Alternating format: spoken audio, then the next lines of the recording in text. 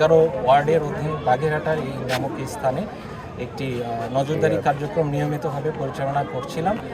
তারই প্রেক্ষিতে পরবর্তীতে এই একটি অব্যবহৃত গোডাউনের মধ্যে বিপুল পরিমাণে টিসিবির ভোগ্যজাত তেলের বোতল আমরা উদ্ধার করতে পেরেছি। সমুদ্র এটার সংখ্যার পরিমাণ 722টি এবং এগুলো পর্যবেক্ষণ করে যেটা দেখা গিয়েছে এই কোনোটিরই গায়ে যে সরকারি টিসিবির লেবেল ছিল সেটি লেবেলবিহীনভাবে আছে এবং এর থেকে আমরা প্রতীয়মান হয় কিংবা আমরা প্রাথমিকভাবে বুঝতে পারছি যে এই টিসিবির পণ্যগুলো একটা নির্দিষ্ট জায়গায় তারা জড়ো করে যাদের কাছে এটা টিসিবি পণ্য পৌঁছানোর কথা সেখানে না পৌঁছে লোকাল বাজারে হয়তো তাদের নিজস্ব দামে এটা বিক্রির যে অসদুপায় কার্যক্রম পরিচালনার জন্য এটা এখানে করেছে। আমরা এই জায়গাটা জব্দ করেছি এবং আমাদের সাথে সংশ্লিষ্ট ভোক্তা অধিকার অধিদপ্তরের কর্মকর্তা রয়েছে।